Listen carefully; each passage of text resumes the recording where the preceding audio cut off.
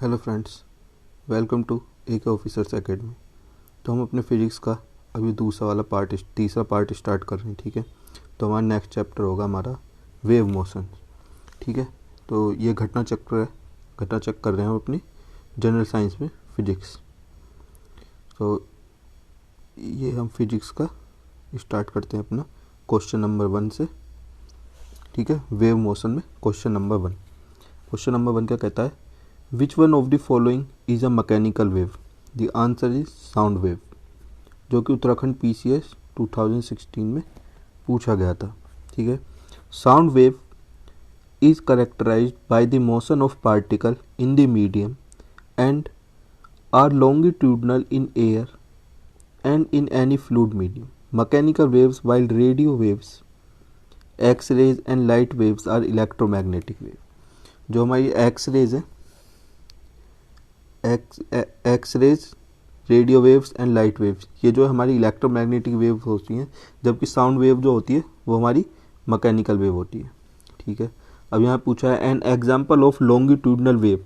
तो longitudinal wave क्या होती है? हमारी साउंड वेव होती है, हमारी लॉन्गिट्यूडनल वेव। अभी हमने ऊपर पढ़ा था क्या, पहले explanation, sound waves are characterised by the motion of particle in the medium and large longitudinal.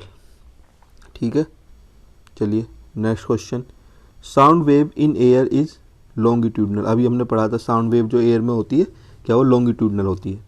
इसका भी एक बार एक्सप्लेनेशन पढ़ लेते हैं। Sound waves are in air और एनी फ्लूइड मीडियम, या तो एयर में हो या फिर कोई भी फ्लूइड का मीडियम हो, आपका वाटर हो या फिर कोई भी फ्लूइड हो। ठीक है, उसमें लॉन्गिट्यूडनल होती है because particles of the medium through which sound is transported vibrate parallel to the direction of that sound wave motion. इसमें क्या बोला इन्होंने एक्सप्लेनेशन कि जब भी हमारी साउंड ट्रेवल करती है तो उसमें जो पार्टिकल्स होते हैं किसी भी पैरेलल के, किसी भी जिसके थ्रू भी, जो भी मीडियम है, जिस भी मीडियम के थ्रू हमारी वेव पास हो रही है साउंड वेव, तो उसमें जो पार्टिकल्स होते हैं वो भी उसी डायरेक्शन में मूव करते हैं। ठीक है, जिसकी वजह से कि जो साउंड जो है वो ट्रांसपोर्ट हो पाती है। ठीक है, यही लिखा हुआ है, vibrate parallel to the direction of the sound wave moves. ठीक है, जिस भी मीडियम से पास होती है उसके जो पार्टिकल्स होते हैं वो भी उस साइड मूव होते हैं।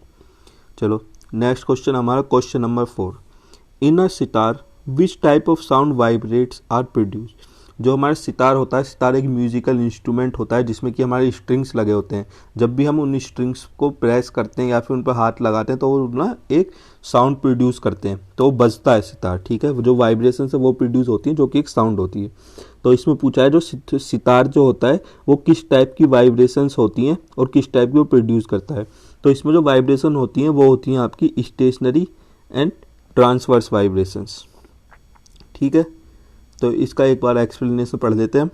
व्हेन वी पिलक the string of an instrument, जब भी हम किसी ऐसे स्ट्रिंग होती है ना, हाँ, जब भी हम इन स्ट्रिंग पे ऐसे हाथ लगाते हैं, ऐसे ऐसे, ठीक है, ठीक है, तो वो ना एक साउंड प्रोड्यूस करती है।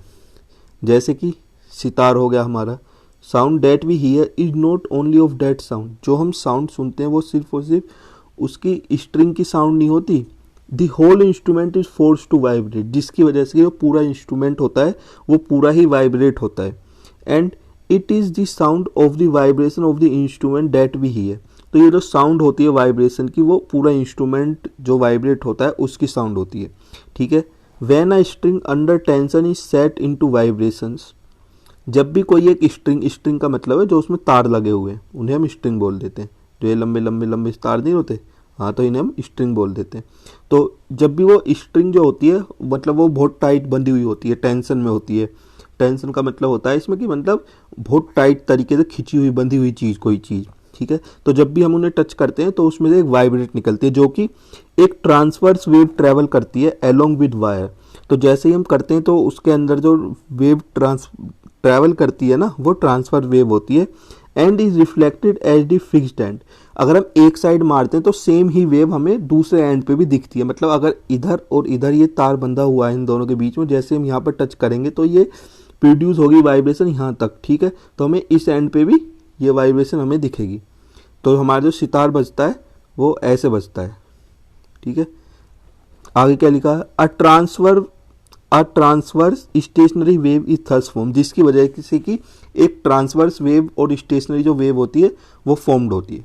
ठीक है, एक बार इसके एक्सप्लेनेशन में हो सकता है इन्होंने डायग्राम दिया हुआ हो ट्रांसवर्स वेव का और उसका रिफ्रैक्शन और ये कंप्रेशन का दिया हुआ है इन्होंने डायरेक्शन। अच्छा, ये तो इन्होंने वो दी हुई है कि वेव हमारी कैसे ट्रेवल करती है। ठीक है, तो एक बार ना आप पढ़ लेना ट्रांसवर्स वेव क्या होती है। A transfer wave is a moving wave that consists of oscillations occurring perpendicular right angle to the direction of energy transfer or the propagation of the wave। ठीक है, इसके जो एग्जांपल होते हैं वाइब्रेशन इन अ स्ट्रेच रोप, जब भी हम किसी रोप को बहुत स्ट्रेच करके बांध देते हैं और फिर जब हम उसके वन एंड को टच करते हैं जिसे हुक मारते हैं तो हमें दूसरी साइड भी उसकी जो वाइब्रेशन है वो पता चलती है। ठीक है, wave produce on water surface, देखो वाटर सरफेस पे ही जो है वेव वो प्रोड्यूस होती है, हम कुछ उसके अंदर डाल देते हैं, जैसे हम कुछ पत्थर वत्थर फेंक देते तो एक वेव प्रोड्यूस होती है, तो वो भी ट्रांसवर्स वेव का ही आंसर है। ठीक है, तो चलिए हम अपने क्वेश्चन पे आ जाते हैं। क्वेश्चन नंबर 4 हो गया हमारा, अब है हमारा question number 5। The long radio waves are reflected by which of the following layers of the earth surface. हमारी जो अर्थ है ना उसमें बहुत सारी लेयर्स होती हैं, स्ट्रेटोस्फेयर्स होगी, ट्रोपोस्फेयर होगी, उसके बाद आयनोस्फेयर होगी, फिर उसके बीच में ओजोन लेयर आ जाती है, फिर मिजोस्फेयर होगी, फिर एक्सोस्फेयर होगी। तो ऐसे ना हमारी लेयर्स बनी हुई हैं। तो उन लेयर्स में एक लेयर होती है हमारी आयनोस्फेयर, जिसमें कि आयन्स प्रेजेंट होते हैं। जो ये आयन्स जो होते हैं, जैसे ही हमारी कोई रेडियो वेव जाती हैं तो ये आयन जो होते हैं उसे रिफ्लेक्ट कर देते हैं, और जिसकी वजह से जो हमारे ट्रांसमिशंस हैं वो उस रिफ्लेक्टेड जो वेव्स होती हैं उन्हें कैप्चर करके उन्हें मॉड्यूल और डी मॉड्यूल करके हमें उनकी वजह से आवाज़ें आती हैं। ठीक है, जो हमारी रेडियोज है वो चलती है, ये होती है आयनोस्फेयर।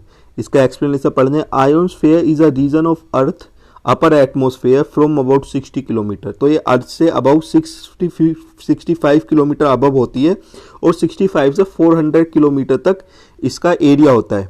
इतनी वाइड रेंज में ये है, 65 किलोमीटर तो 400 किलोमीटर के एल्टीट्यूड पर। ठीक है, it is ionise by solar radiation, जो हमारी सोलर रेडिएशन आती हैं स्पेस से, उसकी वजह से जो ये वाली लेयर है हमारी ये आयोनाइज्ड हो जाती है। ठीक है, it has particle importance because among other functions it influences radio propagation to distant places on earth। ठीक है, ये ऊपर लेयर होगी। ठीक है, यहाँ से हम रेडियो सिग्नल्स भेजते हैं, ये इसमें टकराती है और फिर ये यहाँ से पूरे एटमॉस्फेयर में फैल जाती है। और जो हमारा रिसीवर होता है, मान लो यहाँ पर रेडियो रिसीवर है, तो ये यहाँ से जो सिग्नल आ रहे हैं इन्हें रिसीव कर लेते हैं। ठीक है, जो हमारे टाटा स्काई वगैरह होते हैं वो भी इसी उस पर वर्क करते हैं। ठीक है, इसी कॉन्सेप्ट पे वही वर्क करते हैं। तो हमारी जो लेयर होती है कौन सी होती है, आयनोस्फेयर होती है, जो 65 to 400 किलोमीटर की वाइड रेंज होती है।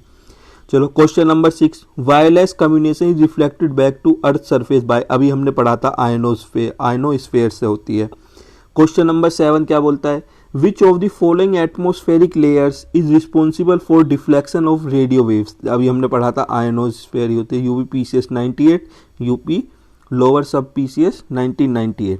ठीक है, चलिए क्वेश्चन नंबर 8 पर चलते हैं। क्वेश्चन नंबर 8 क्या है, waves of the ultra high frequency range normally propagated by means of space waves. जो हमारी अल्ट्रा हाई फ्रीक्वेंसी जो रेंज होती है वो नॉर्मली जो प्रोपोगेट होती हैं वो होती हैं स्पेस वेव्स से। ठीक है, सॉल्यूशन पढ़ते हैं। अल्ट्रा हाई फ्रीक्वेंसी, जिन्हें हम UHF भी बोलते हैं, is the ITU design is the ITU designation for radio frequency, radio frequency के लिए डेजिग्नेटेड होती है, जो कि रेंज होती है बिटवीन 300 मेगाहर्ट्ज टू 3 मेगाहर्ट्ज तक, यानी 300 मेगाहर्ट्ज से 3 गीगाहर्ट्ज तक, 300 मेगाहर्ट्ज से 3 गीगाहर्ट्ज तक इसकी होती है। ठीक है, जो फ्रीक्वेंसी हम स्पेस में भेजते हैं रेडियोज़ को यूज़ करने के लिए, तो उसकी ये फ्रीक्वेंसी की रेंज दी हुई है। Owing its high frequency, an ultra high frequency wave can neither travel along the trajectory of the ground nor get reflected by ionosphere. These signals having UHF are propagated normally through the lines of sight communication, which is actually space wave propagation. The radio waves having high frequency are basically called as space waves. ठीक है, ये जो reflect नहीं होती है हमारी ionosphere से, तो हम ये बहुत रेंज, काफ़ी हाई रेंज तक जा सकते हैं, ये स्पेस वेव्स होती हैं। ठीक है, क्वेश्चन नंबर 9 क्या बोलता है, which wave can not be transmitted through vacuum. तो वैक्यूम से हमारी साउंड ट्रांसफर नहीं हो सकती, क्योंकि साउंड के लिए हमें कोई ना कोई मीडियम चाहिए। अगर मीडियम नहीं होगा तो हमारी साउंड प्रोपोगेट नहीं हो पाएगी। साउंड को ट्रैवल करने के लिए एक मीडियम की ज़रूरत होती है। ठीक है, सो इसका एक्सप्लेनेशन में भी यही दिया हुआ है, sound waves can not be transmitted through vacuum, it is transmitted by the movement of particles along with the direction of the motion of the sound wave. More generally, sound is a mechanical disturbance which is depend upon a medium to travel. It can be transmitted through solid, liquid and gas.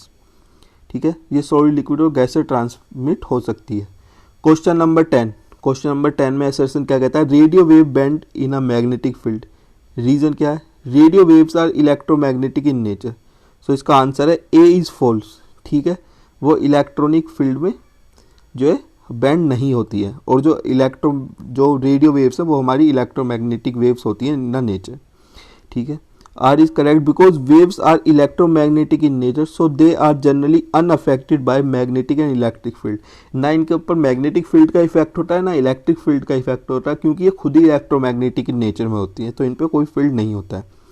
Cosmic rays are charge particle. Cosmic rays होती है कि जब हमारा universe बना था तो वहाँ पे जो एक्सप्लोजन हुए थे, वो जो रेज है वो अब भी जो है हमारे स्पेस में इधर उधर घूम रही हैं, तो उन्हें हम कॉस्मिक रेज बोलते हैं। तो कॉस्मिक रेज क्या होती है, बहुत हाई चार्ज पार्टिकल्स होते हैं जिन्हें हम कॉस्मिक रेज बोलते हैं। ठीक है, चलिए क्वेश्चन नंबर 12, इससे पहले एक्सप्लेनेशन देख लेते हैं, ऊपर दिया हुआ है, cosmic rays are not part of electromagnetic spectrum. ये इलेक्ट्रोमैग्नेटिक जो स्पेक्ट्रम है उसका पार्ट नहीं होता है। They are immensely high energy charge particle. ये बहुत ही हाई चार्ज पार्टिकल्स होते हैं।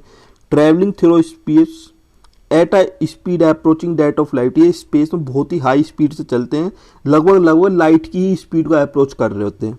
दे ओरिजिनेटेड आइदर फ्रॉम सन और आउटसाइड आवर सोलर सिस्टम। ये जो हमारा सन है ये भी इन्हें कभी कभी प्रोड्यूस कर देता है, और हमारे जो सोलर सिस्टम है उसके आउटसाइड से भी ये जो वेव्स हैं ये आती हैं। ठीक है, question number 12, Which one of the following statement is not true about cosmic rays?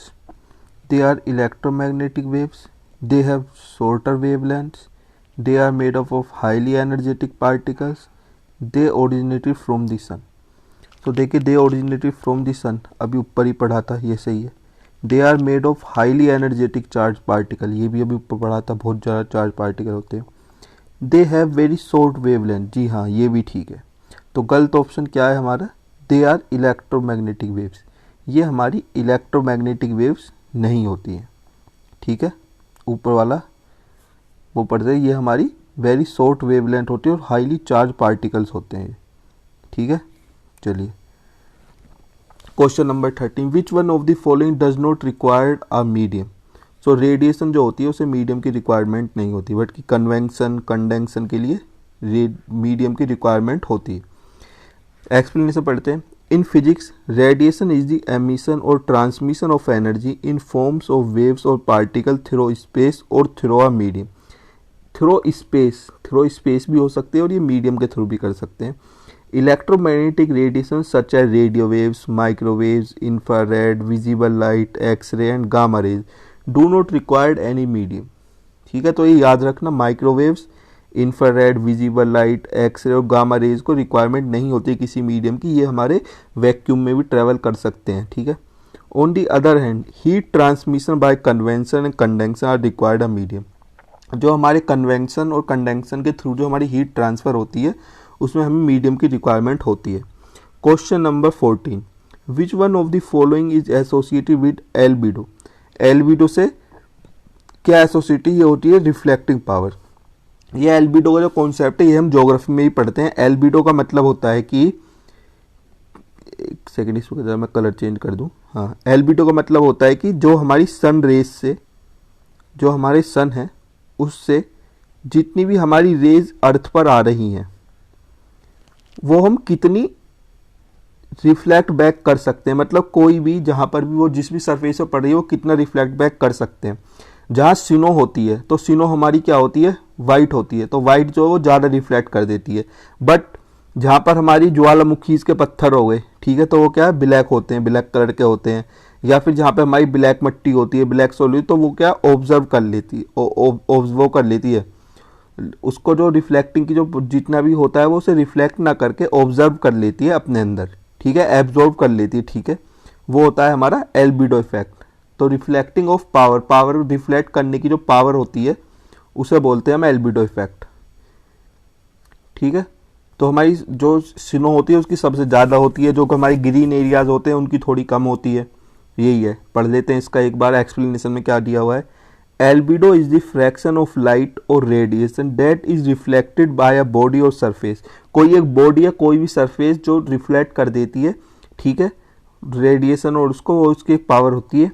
It is commonly used in astronomy to describe the reflective properties of planets, satellites and asteroids. जो हमारे asteroids होते हैं, जो other planets होते हैं, वो भी तो रिफ्लेक्ट करते हैं ना, तो हम उसमें भी इसे यूज़ कर देते हैं। The range of albedo on earth surface can be as high as 95% for fresh snow. जो हमारी फ्रेश स्नो कवर होगा वो अप्रोक्स 95% रिफ्लेक्ट कर देती है। एंड जो सबसे कम होता है वो होता है 0.03% फॉर वाटर। जो वाटर होता है वो सिर्फ 0.03% ही रिफ्लेक्ट कर पाता है, बाकी वो सब एब्जॉर्ब कर लेता है। Question number 15, what is the distance between two successive crests or successive troughs cold. So answer होता है वेवलेंथ। ये चलते हैं ना ये तो इन दोनों के बीच का जो डिफरेंस है ये ठीक है, ये जो इनका जो डिफरेंस होता है वो पूछा गया है, तो वो क्या होता है हमारा वेवलेंथ है इसका आंसर। पढ़ लेते हैं। Wavelength means the distance measured in the direction of a wave from any given point two the next point in the same phase. As from crest to crest, the distance between two successive crests or two successive throats is the wavelength of transverse wave। ठीक है। Question number 16, the velocity of electromagnetic wave, जो हमारी electromagnetic wave है उसकी velocity हमारी कितनी होती है। ठीक है, तो उसकी जो वेलोसिटी दी हुई है हमारी वो होती है हमारी 3 into 10⁸ metre per second. 3 into 10⁸ metre per second. The velocity of all electromagnetic waves in the same and all travel at equal speed of the to the speed of light in vacuum। जो vacuum में जो speed of light होती है उसके equal ही जो ये electromagnetic waves है travel करती हैं। Hence the velocity of electromagnetic waves is about 3 into 10⁸ metre per second. ठीक है, 3 इंटू 10⁸ जो लाइट की स्पीड होती है उसी के इक्वल इसकी भी स्पीड होती है। Question number 17, which one of the following is not an example of electromagnetic wave. Option A gamma rays, option B X rays, option C ultraviolet rays, option D supersonic waves. तो इसका जो answer है वो है हमारा supersonic waves. Supersonic wave जो होती हैं वो हमारी इलेक्ट्रोमैग्नेटिक वेव्स नहीं होती हैं। बाकी एक्स रेज, गामा रेज और अल्ट्रावायलेट रेज जो होती हैं ये हमारी इलेक्ट्रोमैग्नेटिक वेव्स होती हैं। तो इसका एक्सप्लेनेशन पढ़ लेते हैं। Among the given option supersonic waves are not an example of electromagnetic waves, while gamma rays, X rays and ultraviolet rays are the example of supersonic waves. Supersonic is used for objects which travel at a speed greater than that the speed of sound. Sound की speed से जो भी चीज़ तेज चलती है हम उसे supersonic बोल देते हैं. ठीक है, चलिए क्वेश्चन नंबर 18 क्या पूछा है, which of the following has the longest wavelength. तो सबसे ज़्यादा लॉन्गेस्ट वेवलेंथ किसकी होती है, हमारी रेडियो वेव्स की होती है. यह ना एक चार्ट बना लेना जिसमें कि इसमें सारी चीज़ एक जगह दी हुई है, तो ये इंपॉर्टेंट है, ये आप उस पर लिख के रख लेना अपने नोट्स में.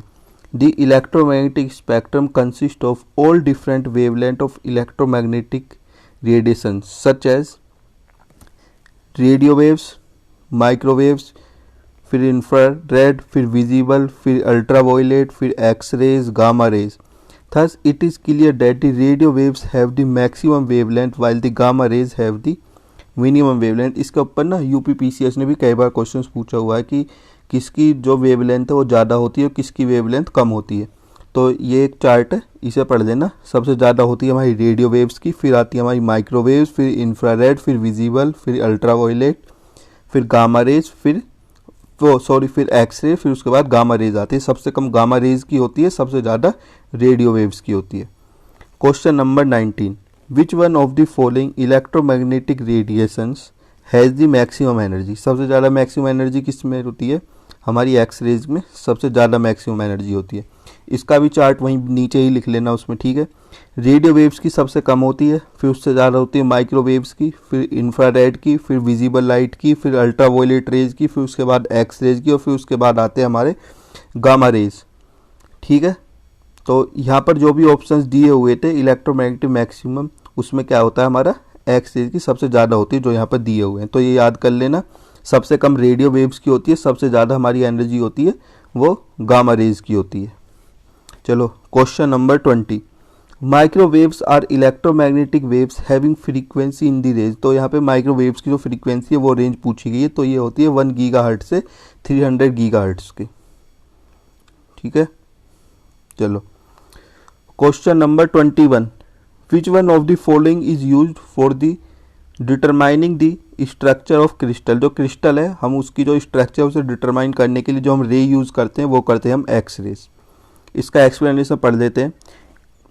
जो क्रिस्टलोग्राफी होती है, जो क्रिस्टल की स्टडी होती है, in this science that examines crystal which can be found everywhere in nature from salt to snowflakes to gemstone.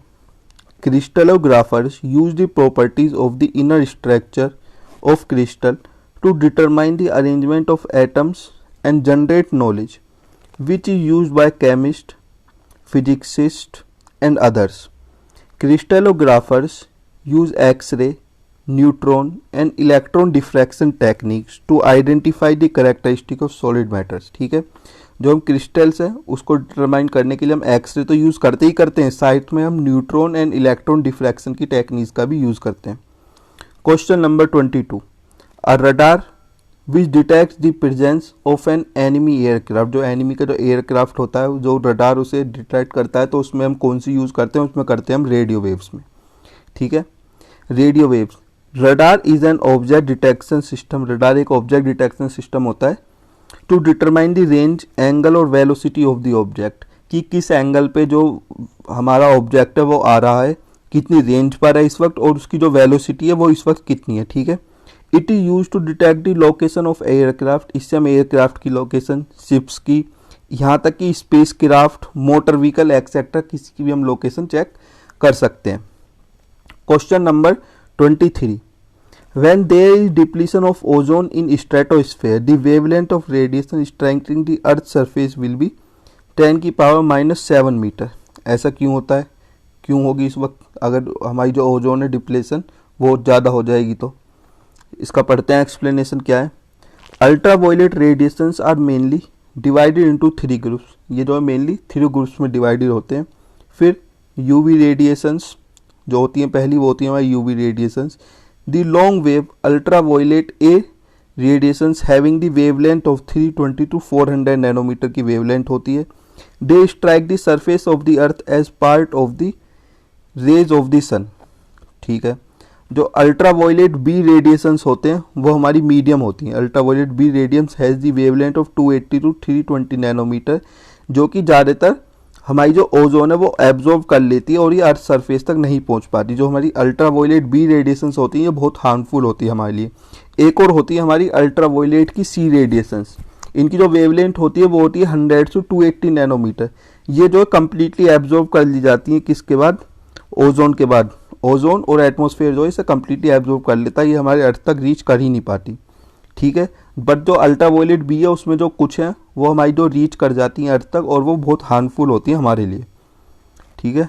चलो क्वेश्चन नंबर 24 पर चलते हैं। हमारा नेक्स्ट क्वेश्चन है 24 क्या कहता है, which one of the following types of waves are used in night vision. Night vision में हम कौन सी करते हैं, इंफ्रारेड वेव्स यूज करते हैं हम नाइट विजन के। जो पहला वाला क्वेश्चन था उसका जो ओजोन डिप्लेशन 10 की पावर -7 मीटर वो कैसे आई थी वो एक बार देख लेते हैं।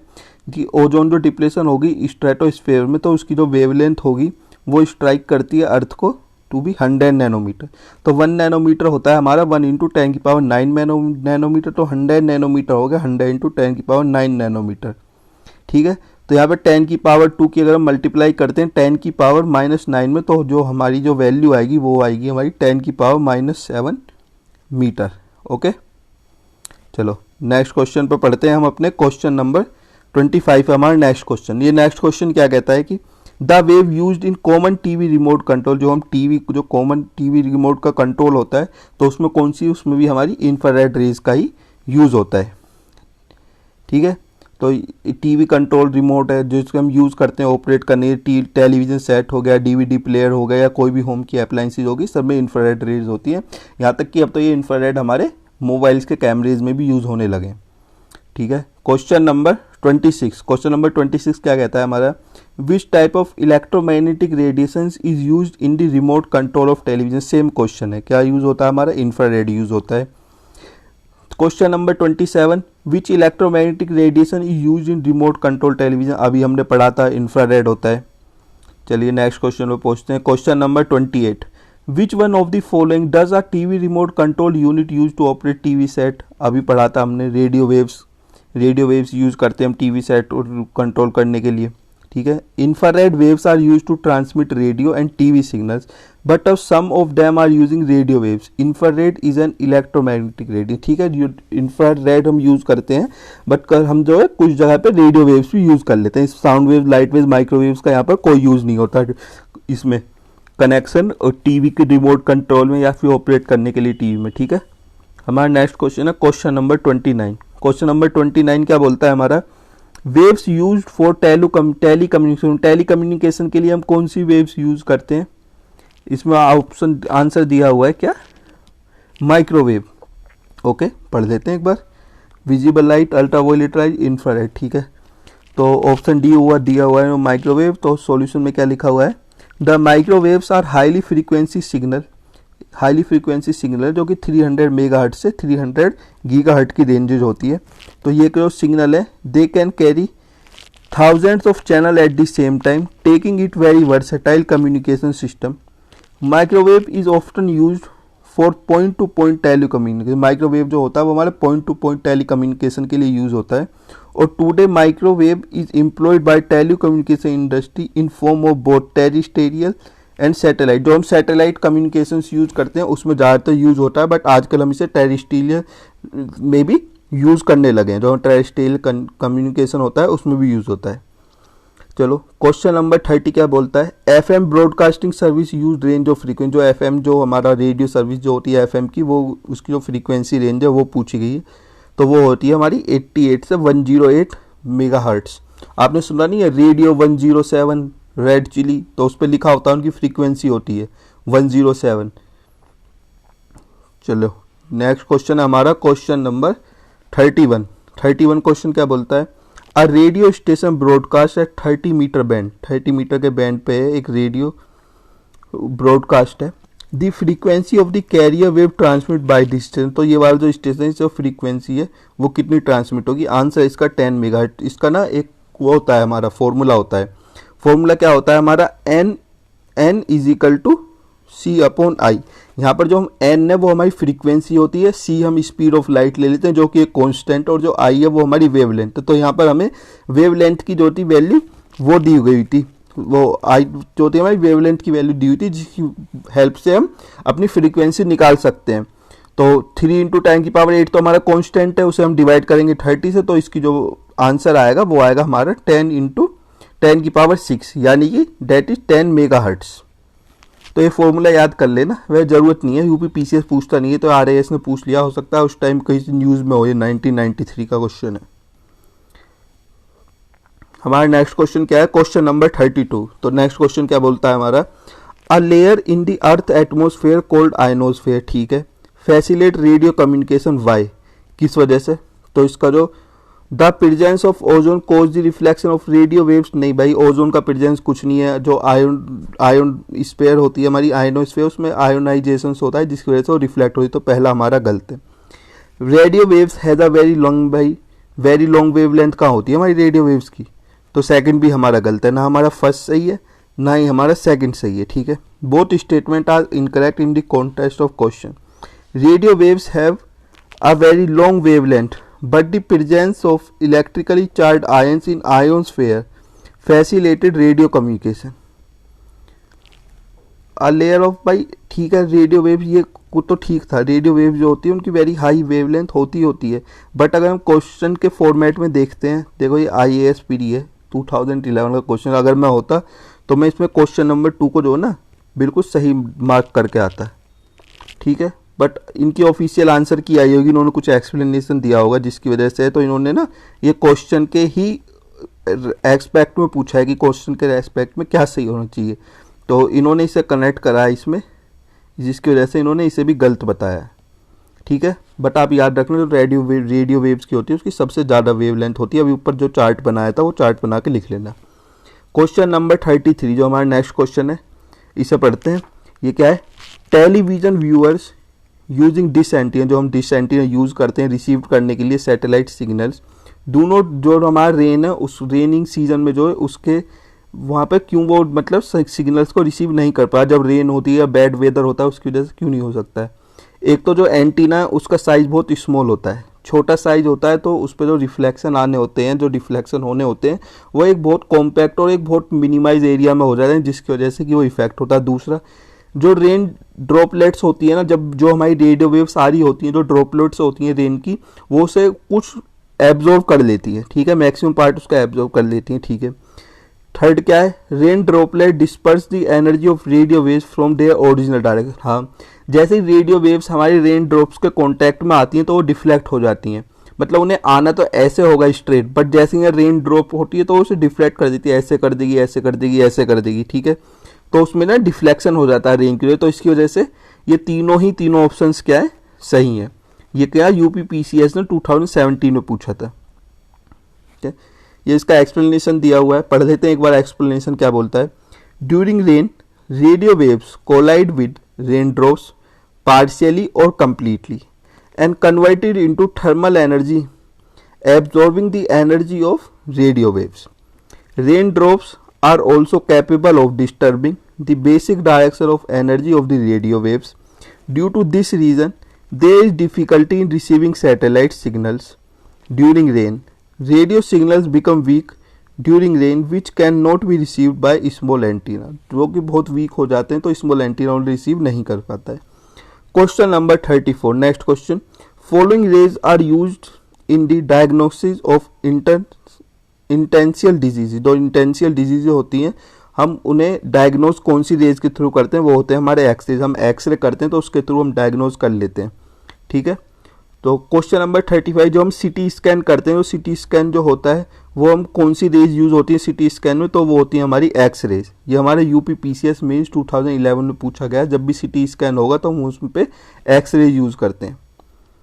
पढ़ते हैं, सिटी स्कैन और computed tomography are special X-ray test that produce cross sectional images of the body using X-ray and a computer. एक एक्सरे होता है, एक कंप्यूटर होता है, जिसकी हेल्प से हम बॉडी की जो एक क्रॉस सेक्शनल की जो वीडियो होती है हम उसे प्रोड्यूस कर लेते हैं, देख लेते हैं, जो डॉक्टर्स होते हैं। हमारा नेक्स्ट क्वेश्चन हमारा 36, विच of the following was invented by William Roentgen. जो विलियम रोंटजन थे उन्होंने हमारे एक्सरे मशीन को इन्वेंट करा था, ठीक है। तो ये हमारा जो है एक्सरे और जो वेव्स वाला जो हमारा चैप्टर है ये हमारा फिनिश हो गया है। अभी हमारा नेक्स्ट चैप्टर हम पढ़ने वाले हैं वो है हमारा साउंड, ठीक है। आज भी हम 4 या 5 चैप्टर अपने कंप्लीट करेंगे इस वीडियो में, जल्दी जल्दी। हमारे 33 मिनट्स में 36 क्वेश्चन हुए थे और हमारा एक चैप्टर कंप्लीट हो गया, ठीक है। तो हम साउंड को पढ़ लेते हैं। ये कुछ मीडियम्स दिए हुए हैं, जो स्पीड ऑफ साउंड दिए हुए हैं कि एयर तो 0 डिग्री सेल्सियस पे कितनी होती है, 22 डिग्री सेल्सियस पे कितनी होती है टेम्परेचर के अकॉर्डिंग, ठीक है। आयरन, स्टील, एल्यूमिनियम, सी वाटर, हाइड्रोजन में कितनी कितनी होती है, ठीक है। सबसे ज़्यादा कहाँ दी हुई है? सबसे ज़्यादा दी हुई है हमारी स्टील में, 25 डिग्री सेल्सियस पे हमारी 5960 मीटर पर सेकेंड होती है। नहीं, एल्यूमिनियम में भी हाईएस्ट होती है, इससे भी ज़्यादा, वो होती है 6420 मीटर पर सेकेंड, ठीक है। चलो अभी हम चलते हैं अपने क्वेश्चन बैंक पे। जो भी है क्वेश्चन बैंक हमारा आ गया। जो साउंड चैप्टर से हमारा जो पहला क्वेश्चन बनता है वो बनता है हमारा, put in ascending order of speed of sound in medium. अच्छा, असेंडिंग ऑर्डर में करना है, मतलब सबसे कम किस में होगी, फिर सबसे ज़्यादा किस में होगी, फिर सबसे ज़्यादा किस में होगी। देखो, नाइट्रोजन हमारी सबसे कम होगी, फिर स्टील आ गया हमारा, फिर लास्ट में आएगा हमारा वाटर, ठीक है। असेंडिंग ऑर्डर में करना था। The speed of sound is different from different type of medium. The speed of sound is maximum in solid. Solid में सबसे ज़्यादा मैक्सिमम होती है, जो मिनिमम होती है वो हमारी गैसेज में होती है। The speed of sound depends upon the density of medium through which is travelling. The medium which has higher density sound will travel faster in that medium. जो भी हमारे सॉलिड्स होंगे, जितने हमारे कठोर हमारी चीज़ें होंगी, उनके थ्रू जो हमारी साउंड है वो ज़्यादा स्पीड से ट्रैवल करती है as compare to vacuum. Vacuum में ट्रैवल करती ही नहीं है एज़ कम्पेयर टू अदर्स, ठीक है, जिनकी डेंसिटी कम होती है। The sound will have the highest velocity in steel, क्योंकि स्टील यहाँ पे सबसे स्ट्रॉन्ग है, सबसे डेंस है, तो स्टील में सबसे ज़्यादा फ्रीक्वेंसी होती है।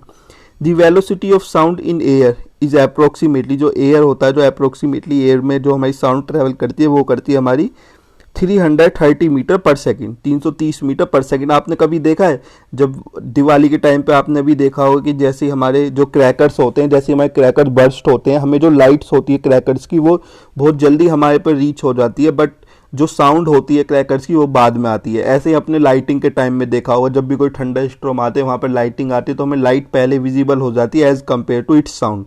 तो साउंड जो होती है वो हमारी 330 मीटर पर सेकंड, उसकी थोड़ी स्लो वेलोसिटी होती है as compare to others, as compare to हमारी जो वो होती है विजिबल की जो वेलोसिटी होती है वो मैक्सिमम होती है, ठीक है, जो हम देख सकते हैं। जो लाइट की जो वेलोसिटी होती है वो हाई होती है, तो ये उसका रीज़न है।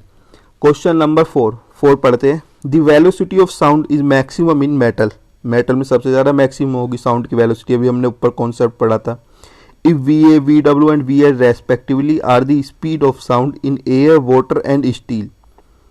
अच्छा, तो हमें इन्हें ना उसमें लगाएं तो स्टील में हमारी सबसे ज़्यादा होगी, ये होगा स्टील में हमारी सबसे ज़्यादा होगी, फिर उसके बाद वाटर, फिर उसके बाद एयर, एयर में हमारी सबसे कम होगी। तो ऑप्शन ए ही है हमारा, ठीक है। नेक्स्ट क्वेश्चन पे चलते हैं। नेक्स्ट क्वेश्चन हमारा क्वेश्चन नंबर 6। क्वेश्चन नंबर 6 क्या बोलता है?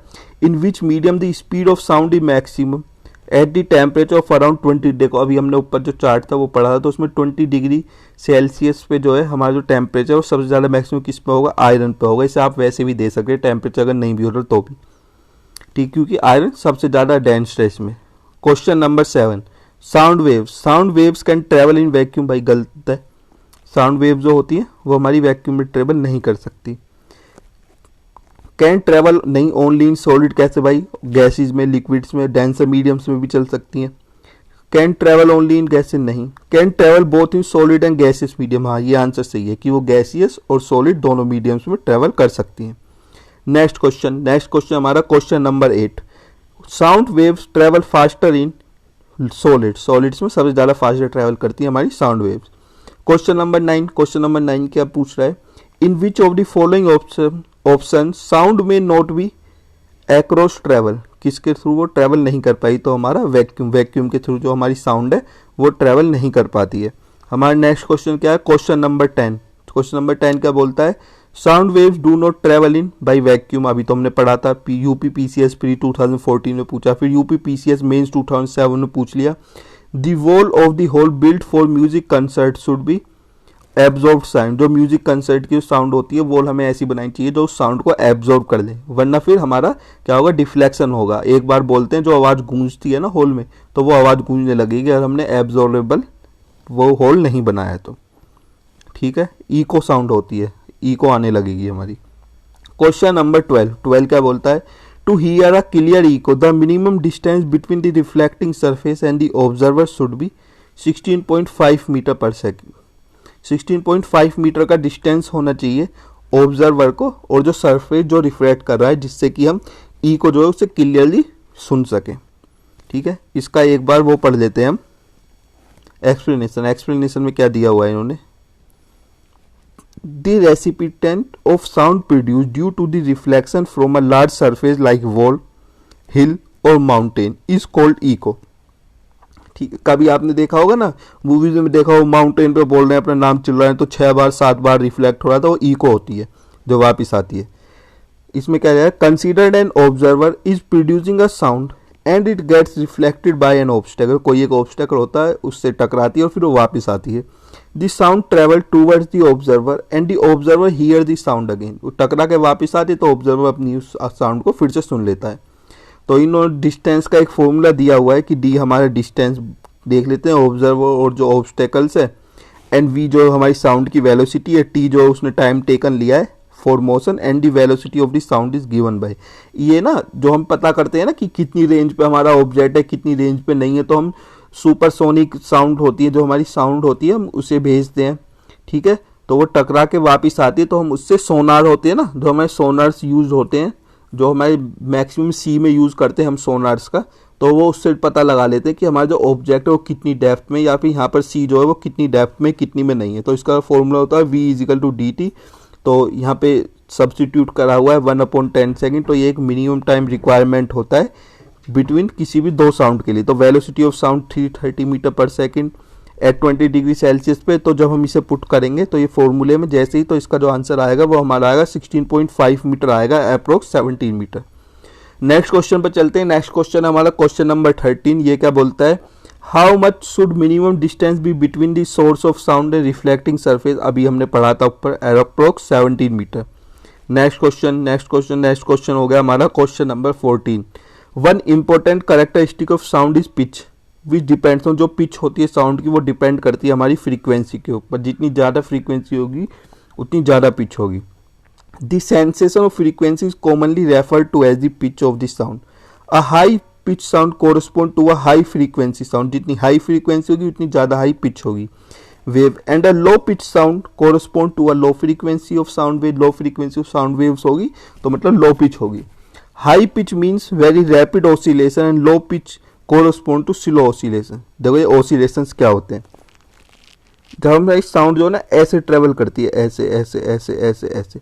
अब इसी सेम एरिया में इतना डिस्टेंस है, बट अगर यही सेम एरिया यही, अगर ये इसमें ज़्यादा फ्रीक्वेंसी होगी, ये देखिए जो ये ऑसिलेशन से ये होता है वन ऑसिलेशन, यहाँ से स्टार्ट हुआ, यहाँ से आया, यहाँ पे खत्म, एक ऑसिलेशन कंप्लीट, फिर यहाँ से आया, फिर यहाँ से आया, फिर एक खत्म, ठीक है। जितने ज़्यादा ऑसिलेशन होंगे जितने कम डिस्टेंस में, तो उसकी जो पिच होगी वो उतनी हाई होगी, और जितने कम होंगे उतनी उसकी पिच जो होगी वो कम होगी। Question number 15। Two astronauts can not hear each other sounds on, क्योंकि वहाँ पे there is no atmosphere on the moon, और वैक्यूम में जो साउंड है वो हमें ट्रेवल नहीं कर सकती। देखो फिर से वही question number 16। An astronaut can not hear his companion at the surface of moon because there is no medium of sound to propagate. वहाँ कोई मीडियम ही नहीं है जिससे कि साउंड ट्रेवल कर सके। क्वेश्चन नंबर 2 क्या है, a flute of smaller length produce waves of lower frequency.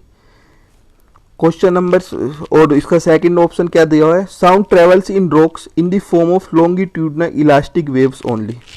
तो आंसर जो है इसमें ना तो हमारा फर्स्ट सही है ना ही हमारा सेकंड सही है। A flute of smaller end produce wave of lower frequency, ऐसा कुछ नहीं है। और जो साउंड ट्रेवल करती है लॉक्स में सिर्फ और सिर्फ ओनली इलास्टिक वेव्स में ट्रेवल करती है, ये भी नहीं है। तो IASP 2007 में पूछा हुआ है, ये गलत है। इसका एक्सप्लेनेशन मैं आपको पढ़ के एक बार बता देता हूँ। एक्सप्लेनेशन में इसके में क्या दिया हुआ है, a flute of long length produces the waves of higher wavelength, thus a flute of smaller length produces the wavelength of high frequency। जितनी छोटी होगी वो हाई फ्रीक्वेंसी से करेंगे। therefore statement 1 is not correct। sound is transmitted through gas, plasma and liquid as longitudinal waves through solid, example however it can transmit as both longitudinal wave and transverse wave, thus statement 2 is not correct। यहाँ पे longitudinal और transverse wave दोनों से produce हो सकती है solids में, ठीक है, बट हाँ प्लाज्मा और फ्लूइड्स में जो होती है वो लॉन्गिट्यूडनल वेव्स के थ्रू ही होती है। Question number 18। Consider the following statement about ultrasonic waves के लिए होता है। दे कैन डिस्ट्रॉय इंसेक्ट्स, हाँ भाई अल्ट्रासोनिक वेव जो होती है वो इंसेक्ट्स को डिस्ट्रॉय कर सकती हैं। They can clean clothes by removing dust, हाँ डस्ट को रिमूव कर सकती हैं। They can be use to treat disease, yes use कर सकते हैं। They can control automatic doors, हाँ ये जो ऑटोमेटिक डोर्स को भी कंट्रोल करने में हेल्प करता है। UPPCS मेंस में पूछा है, सारे के सारे करेक्ट है, ठीक है। सॉल्यूशन में क्या दिया हुआ है, sound waves are divided into 3 characteristics that are कवे फ्रीक्वेंसी। ऑडिबल वेव्स, जो ऑडिबल वेव होती है हम 20 हर्ट्ज से लेकर 20,000 हर्ट्ज तक पढ़ सकते हैं, लेकिन जो इंफ्रासोनिक वेव्स होती हैं वो 20 हर्ट्ज से कम होती हैं। जो अल्ट्रासोनिक वेव्स होती हैं वो 20,000 हर्ट्ज से ज़्यादा होती हैं। तो ultrasonic waves are use to destroy insects, clean clothes by removing dust, treat diseases, control automatic doors, detection of aircraft, submarine, determination of depth of sea etcetera. बताया था ना अल्ट्रासोनिक वेव्स यूज होती है इन सब चीज़ के लिए, बहुत हाई फ्रीक्वेंसी होती है, बहुत तगड़ी वाइब्रेशंस निकलती है हमारी साउंड से भी। The ultrasonic sound waves are frequency greater than 20,000 hertz, अभी पढ़ा था हमने। What is the audible range 20 to 20,000 की हमारी ऑडिबल हियरिंग की रेंज होती है ह्यूमंस की। A biotechnique in which ultrasonic sound is use, sonography, जो हम सोनोग्राफी यूज करते हैं उसमें हमारी बायोटेक्निक जो होती है अल्ट्रासोनिक की वो यूज होती है हमारी सोनोग्राफी में। ठीक है। क्वेश्चन नंबर 22 क्या बोलता है, bats can fly during dark nights and also prey, क्योंकि ये भी सुपरसोनिक साउंड्स प्रोड्यूस करती हैं। The they produce ultrasonic waves, ultrasonic sound produce करती हैं, अल्ट्रासोनिक वेव्स होती हैं जिसकी वजह से ये रात में भी अपने प्रे को पता कर लेती कि यहाँ कहाँ पर है कहाँ पर नहीं है। 23 क्या बोलता है हमारा, consider the following, the heart vibrates at infrasonic. ठीक है, इंफ्रासोनिक पर हार्ट हमारा क्या है, वो वाइब्रेट करता है। ठीक है। The speed of sound is more in gas than in liquid, नहीं भाई, स्पीड ऑफ साउंड क्या होती है वो हमारी सॉलिड में सबसे ज़्यादा होती है, तो ये हमारा गलत है। नेक्स्ट क्वेश्चन क्या बोलता है हमारा, Mach number use to describe this, हाँ भाई स्पीड ऑफ साउंड को यूज करने के लिए मैक नंबर यूज करते हैं। अल्ट्रासोनिक साउंड है फ्रीक्वेंसी मोर देन 20,000 हर्ट्ज, हाँ ये हमने भी पढ़ा था 20,000 हर्ट्ज होता है। पीसीएस यूपी पीसीएस मेंस 2002 में पूछा गया था। Question number 24, in stethoscope the sound of the patient's heart beat reaches to doctor ears by multiple deflection या फिर polarization of sign, multiple reflection of sign, नहीं, इसका जो आंसर है वो होता है हमारा answer number B, multiple reflection. Multiple reflections होते हैं साउंड के हमारे उसमें स्टेथोस्कोप में, जिसकी वजह से हम जो हार्ट बीट है हम उन्हें क्लियरली सुन सकते हैं, क्योंकि वो इंफ्रासोनिक बीट्स होती हैं, 20 हर्ट्ज से कम की होती हैं, तो वो उन्हें ज़्यादा बीट्स बढ़ा देता है रिफ्लेक्शन की वजह से, और हम इसे ज़्यादा अच्छे से सुन पाते हैं। ठीक है, पढ़ लेते हैं स्टेथोस्कोप वर्क कैसे करता है। Stethoscope work by the principle of multiple reflection, multiple reflection होते हैं जिसके principle reflection of sound. When a doctor or nurse places a stethoscope diaphragm on a patient chest, sound will traveling through the patient body causes the flat surface of the diaphragm to vibrate, and because the vibrating object is attached to a tube, the sound wave channeled in a specific direction. Each wave bounce or reflect of the inside walls of the rubber tube, a process called multiple reflection. In this way, each wave in succession reaches the ear tips or rubber nubs on the end of the device and finally the listener's eardrums, जो हमारे eardrums होते हैं finally हम उन्हें listen कर लेते हैं। ठीक है, तो जो ट्यूब होती है हमारी रबड़ की ट्यूब होती है स्टेथोस्कोप में, तो उसमें जो साउंड है उसकी जो साइड्स होती है उन पे टकराती है, जिसकी वजह से वो और मल्टीप्लाई होके रिफ्लेक्ट होती है और हमें बहुत ज़्यादा साउंड मतलब मॉड्यूलेशन में सुनाई देती है, हमारे कान में ज़्यादा तेज साउंड सुनाई देते हैं, हम क्लियरली सुन सकते हैं। Next question number 25, which of the following is the effect of the flight of supersonic jet, depletion of ozone layer, जब हम सुपरसोनिक जेट्स हमारे चलते हैं जिसकी वजह से कि हमारी जो ओजोन लेयर है वो हमारी डिप्लीशन होने लगती है। ठीक है, वो पढ़ लेते हैं हम, रीज़न क्या दिया हुआ है। A jet engine is a machine for turning fuel into thrust, एक जेट मशीन है जो कि फ्यूल को थ्रस्ट में कन्वर्ट करती है। Thrust is produce by action of reaction known as Newton third law of motion. The motion action of exhaust gas pushing backward produce equal and opposite force in cold thrust, ये तो बताया हुआ है कि हमारा rocket कैसे work करता है। ठीक है, those jet planes which are able to fly faster than speed of sound are called supersonic jet, जो भी साउंड की स्पीड से ज़्यादा तेज फ्लाई कर सकते हैं वो सुपरसोनिक जेट्स बोलते हैं हमें। Jet engines are responsible for depletion of ozone. Flying at stratosphere height they emits nitrogen oxide which has the potential to destroy significant quantity of ozone stratosphere में जो हमारी ओजोन प्रेजेंट होती है उसे destroy कर देंगे, क्योंकि ये जो है नाइट्रोजन ऑक्साइड एमिट्स करते हैं जिसकी वजह से कि वो डिस्ट्रॉय हो जाती है। ये MPPS प्री 1993 में पूछा हुआ है। क्वेश्चन नंबर 26 में असर्शन दिया हुआ है, a jet aircraft moving at Mach number equal to 1 travel faster at an altitude of 15 kilometre than while moving at Mach number equal to 1 near the sea. ठीक है, the velocity of sound depends on the temperature of the surrounding medium. तो इसका answer A जो है वो हमारा गलत है, जो बी है, जो हमारा रीज़न दिया हुआ है वो हमारा असर्शन सही है। दी वेलोसिटी जो साउंड होती है वो टेम्परेचर की सराउंडिंग है उसके ऊपर डिपेंड करे, जो हमारा फर्स्ट है वो गलत है। रीज़न पढ़ लेते हैं। Speed of supersonic bodies is indicated by Mach number. ठीक है, सुपरसोनिक जो बॉडीज है वो मैक नंबर से इंडिकेट करती है। The Mach number of an aeroplane is the ratio of the speed of a body to the speed of sound in particular medium, usually the atmosphere of earth. As we know that the speed of sound increases with increase in temperature, the speed of sound at lighter altitude 15 km above sea level decreases due to decrease in temperature. Thus statement 1 is false, जिसकी वजह से statement 1 जो है वो हमारा false है। The velocity of a sound wave traveling through the air does not vary with the air pressure but depends on temperature. जो temperature है उसके ऊपर डिपेंड करती है। ठीक है, question number 27, decibel is used to measure by sound. जो decibel कितने डेसिबल की साउंड है वो हम मेजर करते हैं, तो क्या मेजर करते हैं हम? साउंड मेजर करते हैं एटमॉस्फेयर में। Decibel unit is use to measure sound intensity, अभी पढ़ा था। Decibel unit is use to measure the, कहाँ गया? Intensity of sound, intensity of sound है। ठीक है, question number 30, the decibel level of sound produce by 2 person in conversation is around 30 decibel. 30 decibel जो होता है अराउंड होता है, जो हमारे आम नॉर्मल भाषा में कन्वर्सेशन में यूज करते हैं। ठीक है, ये देखिए इसमें दी हुई है, जो विस्पर करते हैं वो 15 to 20, नॉर्मल कन्वर्सेशन जो होता है हमारा 30 to 60 का होता है, और जो बहुत गुस्से में चिल्ला के बोलते हैं वो 70 to 80 का होता है।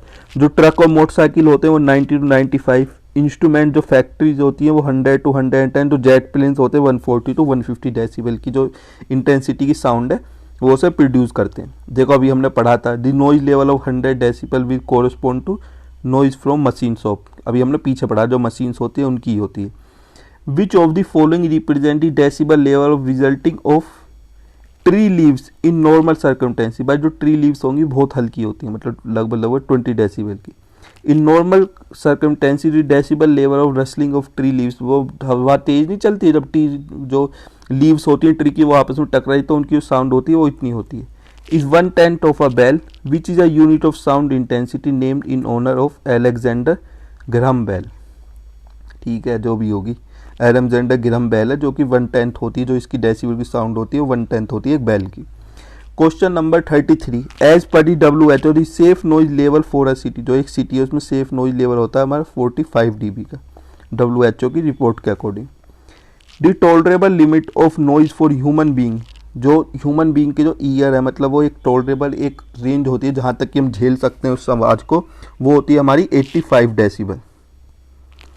ठीक है, जो 50 साउंड की जो डेसिबल वो इनफ होती है एक आदमी को नींद से उठाने के लिए। ठीक है, and continuously remain the sound of 80 decibel. जो अगर 80 डेसिबल की साउंड हमारे ईयर्स में जा रही है तो वो हार्मफुल होती है, और जो अगर 90 डेसिबल की होती है तो मैक्सिमम होती है जिससे कि एक ह्यूमन बीइंग टॉलरेट कर सकता है।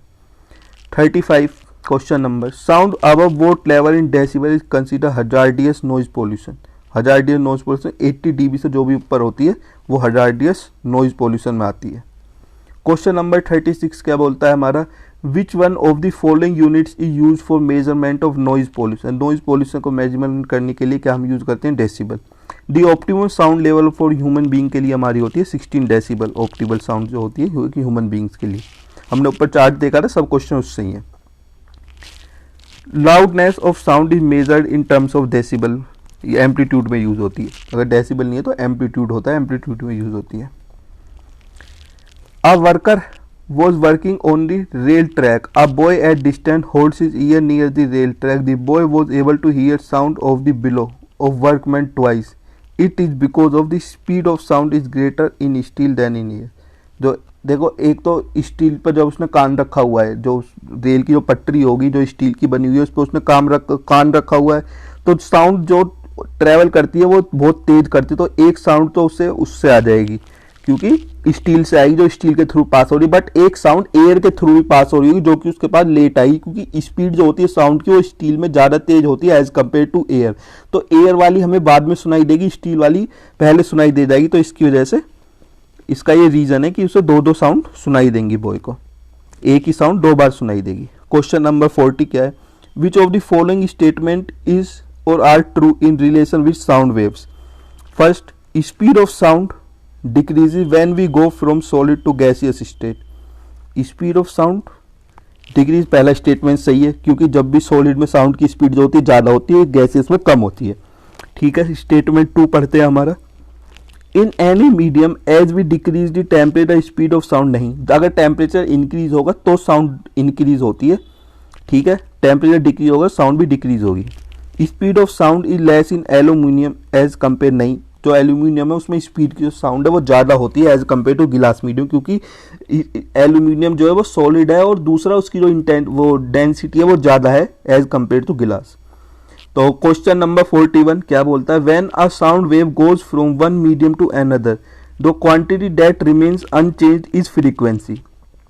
साउंड की जो फ्रीक्वेंसी है वो चेंज नहीं होती है जब भी वो किसी मीडियम से दूसरे मीडियम में ट्रांसफर होती है। तो ठीक है, क्वेश्चन नंबर 42 क्या बोलता है, when the same tone is played on a sitar and a flute the sound produce can be distinguished from each other because of the difference in quality. दोनों की जो साउंड है, जो अगर हम सेम टोन को प्ले करते हैं, जो सितार और उसमें डिफरेंस करते हैं वो क्वालिटी का डिफरेंस होता है खाली।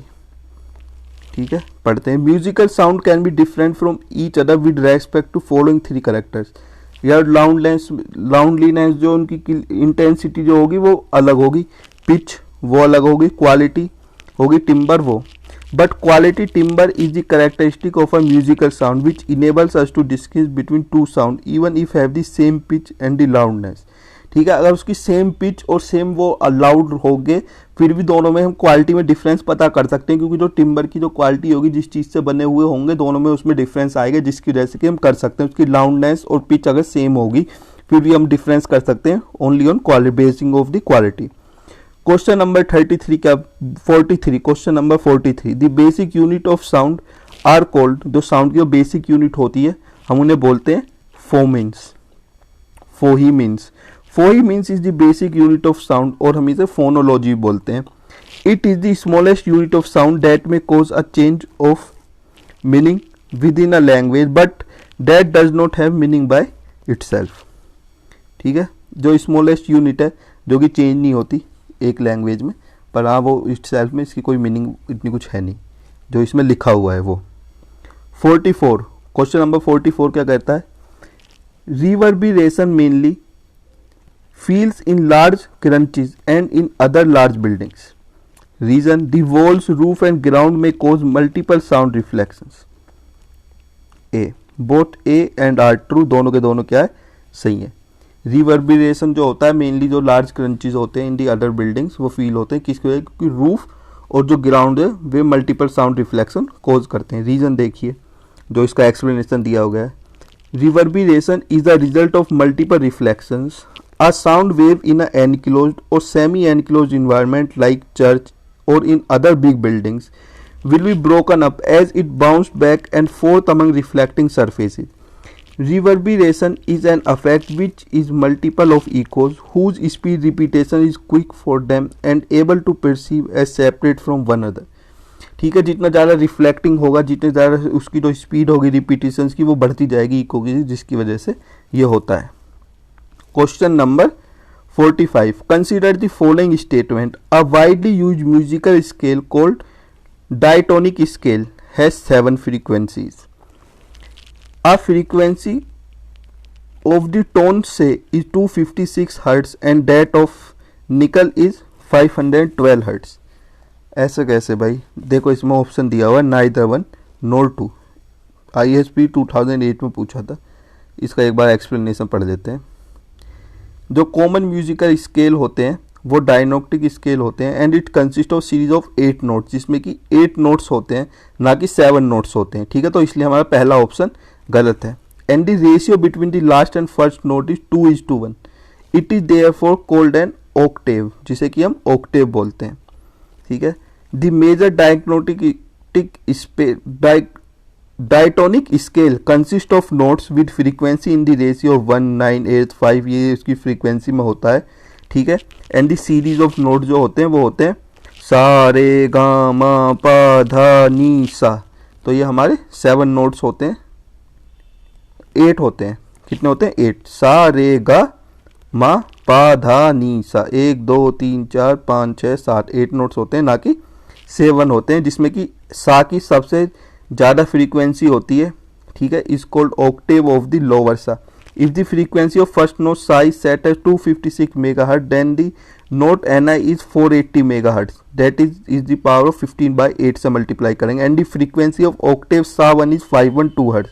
The above explanation so that both are statements given are incorrect, और जिसकी वजह से कि दोनों स्टेटमेंट्स क्या है वो गलत है। 46, अरे सॉरी, हाँ ये मैंने ना एन आई मेरे को लगा इन्होंने निकल दे रहा हुआ है। ठीक है, ये सारे गाँव पाधा नीस आता ना, ये मुझे लगा निकल है, तो इसलिए मैंने एन आई को निकल बोल दिया। ठीक है, द फ्रीक्वेंसी ऑफ टोन जो सारे गाँव पाधा नीसा होता है वो होता है, और जो वाइडली यूज स्केल होता है डायटोनिक स्केल 7 फ्रीक्वेंसी नहीं बल्कि उस पर 8 होती है। ठीक है, अगर आप इसे हिंदी के वर्जन में भी पढ़ते तो शायद हो जाता, इसमें क्वेश्चन में कन्फ्यूजन हुआ था मुझे। ठीक है, ये हुआ UPPCS 2007 में पूछा गया था, और ये क्या बोलता है? When TV is switch on audio and video both start simultaneously. अच्छा, audio is heard immediately but video start later because video need some time up. नहीं, ऐसा कुछ नहीं है। Video starts immediately but audio is heard later because sound travels at a lesser speed than light. It depends on the TV brand. Video and TV both start simultaneously. Reason पढ़ते हैं। When TV is switched on, audio and video start simultaneously. In old model of televisions, audio was heard immediately, but the video start and it needs some warm up time. But in modern television, audio synchronized is used to correct the synchronized air. तो पहले जो TV होते थे, CRT TVs होते थे, उनमें होता था, बट अब क्या है, अब दोनों एक साथ ही स्टार्ट होते हैं, जो अब नए वाले टीवीज आ रहे हैं उनमें। ठीक है, question number 47, in television broadcast the picture signals are transmitted by amplitude modulation. जो हमारी पिक्चर्स हैं वो ट्रांसमिट जो होती है वो हमारे एम्पलीट्यूड मॉड्यूलेशन से स्टार्ट होती हैं। ठीक है, एंड जो ऑडियो सिग्नल्स होते हैं वो ट्रांसपोर्ट होते हैं फिजिकल, वो ट्रांसफर होते हैं हमारे फ्रीक्वेंसी मॉड्यूलेशन से, और जो हमारी पिक्चर सिग्नल के ट्रांसमिट होते हैं वो होती है हमारी एम्पलीट्यूड मॉड्यूलेशन। तो ऑडियो और जो पिक्चर है दोनों के मॉड्यूलेशन अलग अलग है। Question number 48, the technique use to transmit audio signals in television broadcast is. Audio signals का भी हमने पीछे पढ़ा था, क्या होता है? Frequency modulation. तो ये हमारा साउंड का चैप्टर है, ये हमारा खत्म हो गया है। जो टैबलेट की बैटरी वो 15% बची है, तो ये वाला पार्ट हम पार्ट 3 है, इस पार्ट 3 को ख़त्म करते हैं, और अगले वाले पार्ट को हम 3 या 4 घंटे की वीडियो जो भी बनेगी उसमें पूरी फिजिक्स को क्या है हम ख़त्म कर देंगे। ठीक है, तो इसके लिए इतना ही। जो नेक्स्ट पार्ट है उसमें स्टार्ट करेंगे हम अपने इलेक्ट्रिक करंट से।